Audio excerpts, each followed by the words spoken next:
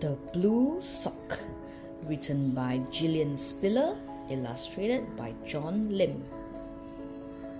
Doesn't look like a happy sock.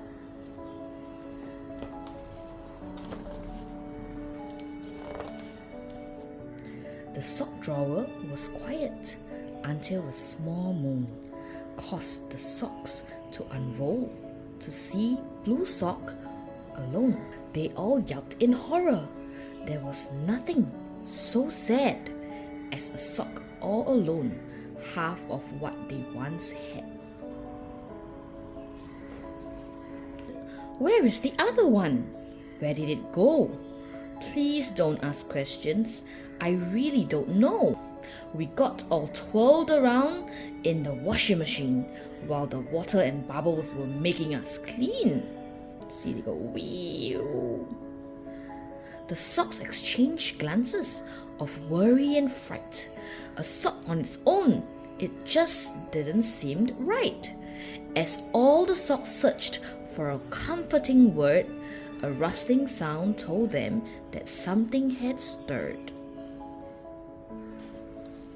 Sometimes we roll up and sometimes we roll down. Sometimes we get lost and sometimes we are found. But socks are a pair. There must always be two. You cannot be useful if there's only you.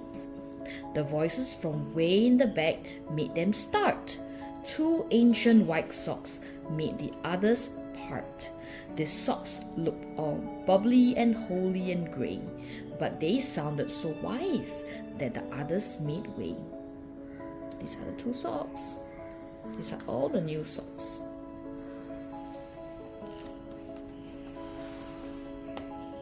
What do you mean? Asked the others with dread. It's really quite clear, the old shabby sock said. We cannot be useful if one disappears.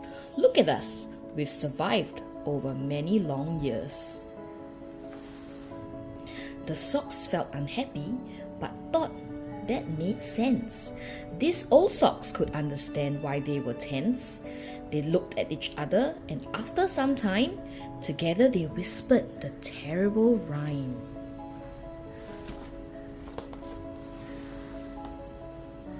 Sometimes we roll up, and sometimes we roll down.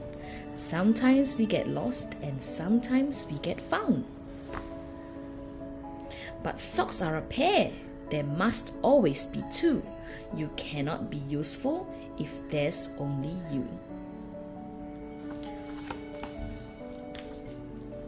Oh no. The blue sock was staring with terrified eyes. The chorus was drowned by its horrified cries. The others all stopped and they started to see that the next time it happens, it might just be me. You mustn't give up, said a much brighter voice. Today, we are always Louise's first choice. We'll ask all the clothes when we are out on the line. Don't worry, the other blue sock will be fine. See, they are comforting the blue sock. That's so sweet. The rainbow socks winked as the drawer opened wide, and as usual on Thursday, set off for a ride. They went with Louise's new glittery shoes and were always the very first she would choose. But when they returned from their trip with the shoes, it was clear that they didn't have very good news. We heard that the other blue sock won't be back. It turned into a duck with a beak that can quack. Oh no!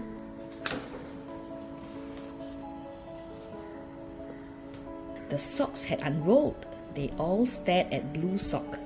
It had suddenly crumpled from such a big shock. But just as they wiggled to say something more, they heard the soft squeak of the heavy old door. It squeaked to open. And they all rolled back. Look. Quick! Roll up now, everyone. Do you hear? The socks all rolled up with whoever was near. All of the colors and patterns were mixed, but this was a problem that couldn't be fixed. Huh? Louisa reached in for her favorite pear, but as she unrolled it, she saw what was there. But Mummy was shouting she had to go down. She put on one rainbow and one that was brown. And now there were 3 single socks in the black, all wondering if their old friends would come back. They all huddled together, all dreading a curse, and again heard the song that just made them feel worse. And what's the song? Sometimes we roll up and sometimes we roll down. Sometimes we get lost and sometimes we are found. But socks are a pair, there must always be 2. You cannot be useful if there's only you. Oh no.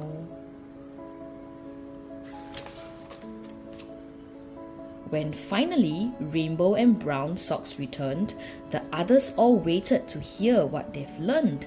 They weren't expecting to hear such strange news, and even the old socks woke up from their snooze. We found that a lot of the socks were really quite sad. Dad's socks are not happy. His feet smell so bad. Look at this. Flies. Mum's toenails made holes in her favorite socks. Look at her toe, her nails sticking out. And the babies get covered in food when he walks.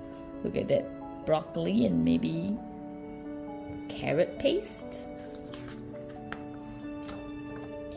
But the best thing that happened that day after school was Louisa's friend thought her mixed socks were so cool. So Louisa decided to keep her socks mixed. It seemed that the problem was going to be fixed. Yet, Blue Sock still missed its old partner and friend and wished that their friendship was not at an end. Then one happy day, in the washing machine, the blue socks met up and together got clean. I really don't mind being something quite new, said the other blue sock as the gentle breeze blew. Some socks are now bird feeders, some are sock snakes. It's really surprising the things that Mum makes. And when the drawer closed and the lamp was turned off, Blue Sock stretched up tall and he gave a small cough.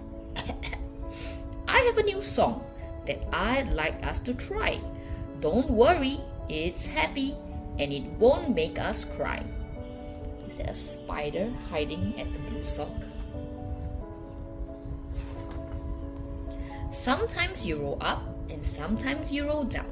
Sometimes you get lost and sometimes you are found. Sometimes you're turned into something quite new, but you're always important just being you. Nice.